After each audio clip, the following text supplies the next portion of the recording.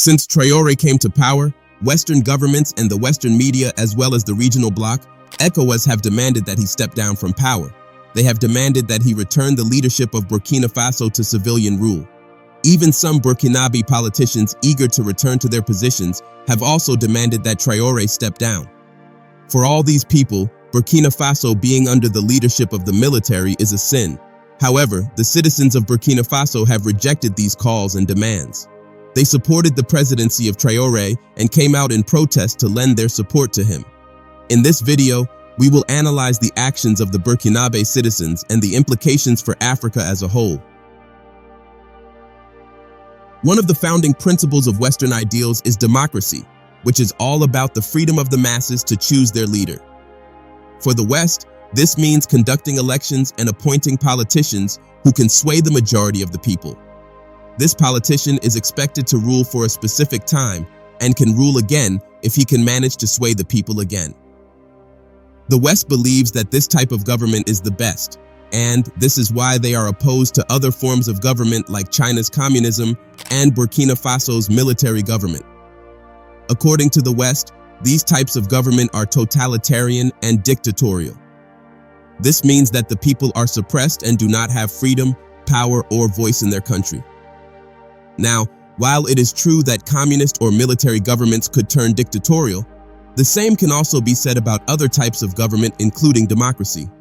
In fact, democracy is the worst because it gives the people a form of illusion that they are in control.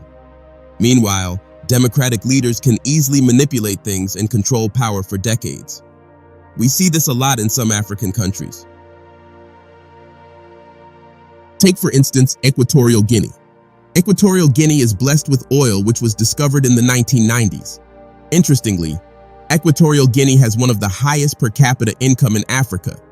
But it's only on paper because more than 70% of citizens still live below the poverty line. Human rights are among the worst in the world. Half of the population lacks access to safe water, and in 2015, more than half of school-aged children are out of school. And the problem lies in its leader, President Teodoro Obiang, who is democratic. After Equatorial Guinea gained its independence from Spain in 1968, Francisco Macias Nguema, who had previously held several positions during the colonial rule, was elected as the first president of the country. He went on to rule for the next 11 years with an iron fist. Under his regime, Equatorial Guinea experienced mass suppression, purges, and killings. Some analysis even revealed that a third of the population was killed or went into exile. Macias's regime is widely regarded as one of the most brutal and oppressive regimes in the world. After Macias ordered the deaths of several members of his family, his nephew, Teodoro Obiang, who was a senior military officer at the time, orchestrated a coup and took him out in a bloody coup. However, compared to his uncle's rule, Teodoro's regime was considered more humane at first. But as time went on, it has become increasingly brutal and authoritative, even though it's democratic. There are opposition parties, but it's a well-known fact that President Teodoro holds all the governing power in the country. Every election that has been organized in the country has been manipulated and rigged to ensure the president stays in power, and for all intent and purpose, President Teodoro is a president for life in a country that is supposed to be democratic. Reports on human rights in the country detail accounts of extrajudicial killings, torture, inhuman punishment, arbitrary arrest, and political imprisonment by the state. It also reveals high-level corruption at all levels of government, especially the top. Despite the fact that the wealth of the country is more than enough for the population, President Teodoro and members of his inner circle continue to amass personal fortunes from the revenues associated with monopolies on all domestic commercial ventures, as well as timber and oil exports. Before we proceed, here is a reminder to like this video, drop a comment, and subscribe to our channel so that you can get more videos like this. Now, in 2003, President Obiang told the citizens of his country that he felt compelled to take full control of the national treasury to prevent civil servants from engaging in corrupt practices. After telling his citizens this ridiculous statement, the president deposited more than $500 million into more than 60 accounts controlled by himself and his family at Riggs Bank in Washington, D.C. The only thing the US did was to fine the bank $16 million for allowing him to do so. In the same year, Equatorial Guinea's sole state-run radio declared President Teodoro Obiang to be the country's god, with all power over men and things. It went on to say that the president was in constant contact with the Almighty and could decide to kill without anyone calling him to account or going to hell. In 2007, Obiang was suspected of using public funds to finance private mansions and other luxuries for both himself and his family. The U.S. Department of Justice alleged that Obiang and his son, Teodorin, had appropriated hundreds of millions of dollars through corruption to purchase mansions, private planes, and luxury cars in the United States. However, the case was closed after Teodorin forfeited nearly $30 million in assets to the United States. Between 2011 and 2012, many assets were seized from Obiang and his son by the French and American governments, including mansions, wine collections, and supercars. Swiss prosecutors took possession of 11 of the younger Obiang's luxury cars in 2016, seizing Lamborghinis, Ferraris, Bentleys, a Bugatti, and a Rolls-Royce. In 2021, France seized $170 million of Teodorin's assets, including a 101-room mansion near the Arc de Triomphe in Paris. However, these seizures have not affected Teodorin's conspicuous consumption. He continues to spend millions of dollars on a luxurious life while asking the United Nations for aid because he is the vice president of Equatorial Guinea. Yes, you heard that right. President Obiang made his son, who prefers to live the high life of luxury, the vice president of the country. Obviously, he is preparing his son to take over him whenever he feels like stepping down from the presidency. President Teodoro's 4 decades in power have been observed by many as one of the most corrupt, ethnocentric, and repressive regimes in the world. His government has relentlessly repressed civil society and political opposition. In fact, in all of Equatorial Guinea, the opposition holds only 1 seat in the 170-member bicameral parliament, and anyone suspected to be associated with the opposition is arrested and held many for months in prison. A good example is Joaquin Elo Ayedo, who was arrested for making critical comments about government spending. Obiang's intolerance for criticism has also allowed him, his family, and other cronies to avoid prosecution for abusing their positions of power to create vast personal riches, despite multiple international investigations. The worst part is that it is still a democratic country, and it's not the only one.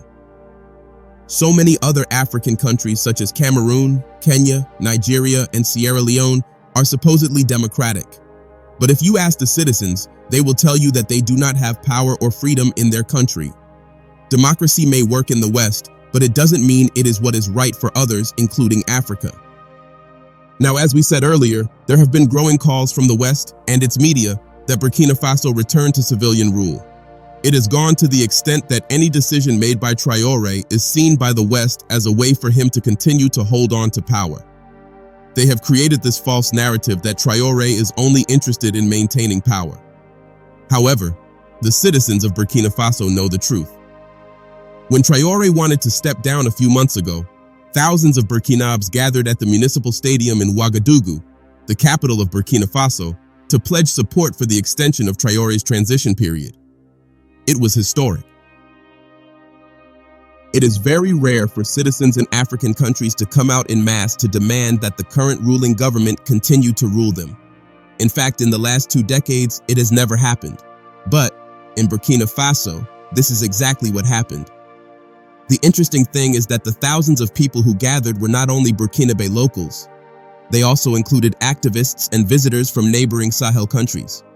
This means that those people who think that Ibrahim Traoré was the one who probably pressured the citizens of Burkina Faso to come out and support him are dead wrong. He couldn't have possibly influenced people from outside Burkina Faso if that were the case. People have eyes and they have seen all that Traoré has been doing in his country. It's no wonder that the people of Ghana gave Traoré a magnificent welcome during the inauguration of their newly elected president. Now, these people, including activists within and outside Burkina Faso, came to support Traoré because they knew how committed and dedicated he had been to the country. Thousands of citizens came to support Traoré, yet no Western media carried this news. Why? This just proves our point that these media platforms are used by the West to control the narrative of African countries to suit their interests. Imagine if it was the reverse, that instead of the citizens gathering to support Traoré's government, they gathered to demand an end and the swift transition to civilian rule. There is no doubt that Western media would be the first to carry it and spread the news. It's very obvious that they do not want the world to know that the citizens of Burkina Faso love their president, who is a military person, and do not want any civilian president. This is because it would prove that democracy, which has always been touted by the West as the best form of government for any country, might not just be the best. But they forget about the fact that it doesn't have anything to do with the system of government. Rather, it has to do with the type of leader. Democracy, monarchy, or communist system of government doesn't matter. For Africans who have suffered for decades under a democratic government, what is more important is a strong and patriotic leader who is ready to protect their interests. And since he assumed power, President Traoré has done just that. So why won't the people protest for an extension of his rule? Prior to the day the rally took place, Chief Coordinator of the Black African Defense League, Burkina Faso, Rasmane Sawadogo, stated that it is together, in unity and solidarity, that one will build a better future for Burkina Faso. Let's stay strong. Let's stick together. Sawadogo also warned fellow citizens about hostile forces that seek to disrupt this rally and called on Burkinabe people to be vigilant, and attempts to disrupt the event will be punished. He said, any attack directed at this event is an attack against Captain Ibrahim Traoré, his government, and by extension, the sovereign people of Burkina Faso. Such actions will be considered a betrayal of our nation and will be dealt with in the strongest possible terms. The National Coordination of Citizens Watch Associations of Burkina Faso stated that the rally should be a historic and solemn event. What all this means is that a lot of preparation went into the organization of the rally. And on D-Day, thousands of Burkinabe locals, activists, and visitors from other countries came to support Traoré's administration.